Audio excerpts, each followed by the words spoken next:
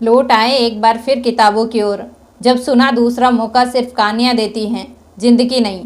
राजस्थान के अंदर जो शिक्षक भर्ती निकली है उसके अंदर बहुत ही कम पद आए हैं, तो आप अपना रथ इधर भी मोड़ सकते हैं यदि आप एलिजिबल है तो। इसके लिए केंद्रीय शिक्षक भर्ती निकली है केवीएस और एनवीएस की। इसके अंदर टीचिंग के और नॉन टीचिंग के दोनों के पद हैं। देखो, टीचिंग यानी कि जो टीचर बनते हैं उनके भी हैं, और जो अन्य जैसे एएसओ के हैं, जूनियर असिस्टेंट के हैं, एमटीएस किए हैं, लाइब्रेरियन की है, स्टेनोग्राफर की है, इनके पद भी आए हैं इनके अंदर। ठीक है, तो आप जिसके लिए भी एलिजिबल है आप उसका फॉर्म लगा सकते हैं। 14 नवंबर से ये स्टार्ट हो जाएंगे और 4 दिसंबर तक आपके फॉर्म फिलिंग की प्रक्रिया होगी। 14 नवंबर से लेकर के 4 दिसंबर तक आप इसके अंदर फॉर्म लगा सकते हैं। केवीएस और एनवीएस के अंदर जो टीचिंग के पद निकले हैं, आज केवल अपन इनकी बात करेंगे। पूरी जो भर्ती निकली है वो 14,967 पदों पर निकली है, यानी 14,000 से भी ज़्यादा पद है।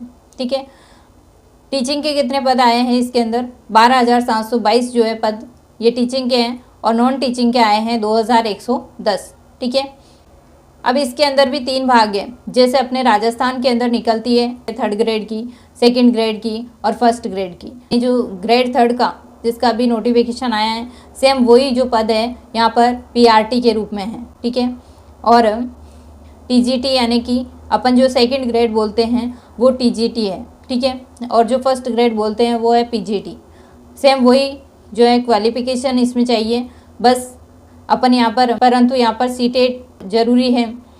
देखो, पीआरटी के जो पद आए हैं ये कितने हैं, तो 3,364 पद पीआरटी के निकले हैं, और टीजीटी के 6,362 पद निकले हैं, और पीजीटी के 2,996 पद निकले हैं। ठीक है, जो जिसके लिए एलिजिबल है वो उसमें फॉर्म जरूर लगाना। ठीक है, तो योग्यता इसके अंदर क्या है? पीआरटी के लिए ग्रेड 3rd वाला जो टीचर बनेगा उसके लिए क्या होगी योग्यता? यहाँ पर 12th पास होना चाहिए, वो डीएलएड या अपन कह सकते हैं बीएसटीसी डीएलएड कर रखा हो, और साथ में सीटेट का पेपर फर्स्ट पास कर रखा हो।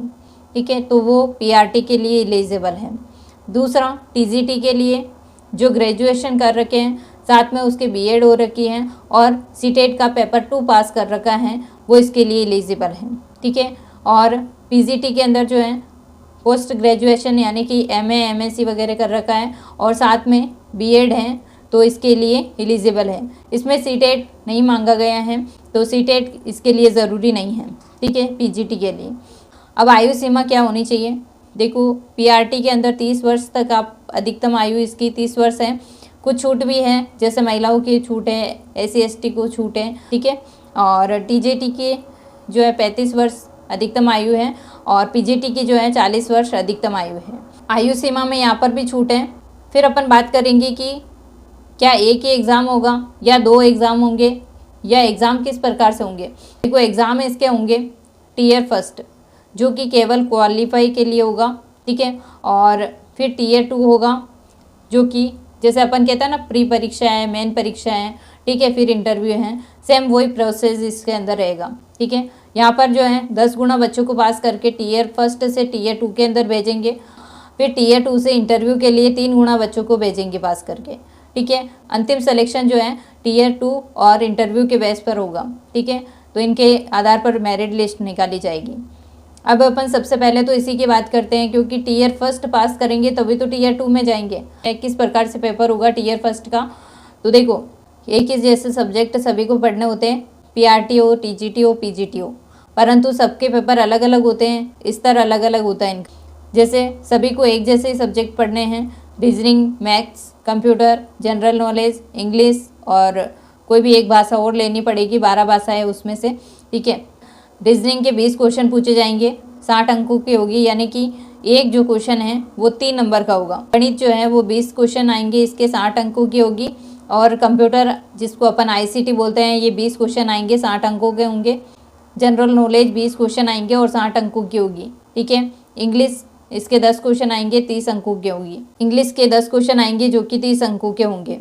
ठीक है, और 12 भाषाएं हैं, उसमें से एक और भाषा लेनी होगी, जैसे इंग्लिश एक भाषा है और एक और भाषा लेनी होगी, यानी 2 भाषाएं यहाँ पर होती हैं। तो इंग्लिश तो अनिवार्य है, इसमें से जो 12 भाषाएं हैं उसमें से कोई भी एक लेनी होगी। और यहाँ पर भी 10 क्वेश्चन उसके पूछे जाएंगे, 30 अंकों की होगी, ठीक है। और कुल मिलाकर जो क्वेश्चन हो जाएंगे वो 100 हो जाएंगे और अंक हो जाएंगे 300, ठीक है।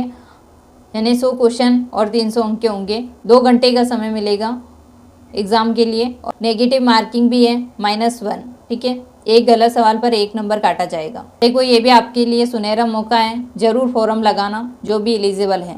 और अगर कोई शंका है तो आप कमेंट करना, ज़रूर आपका रिप्लाई दिया जाएगा।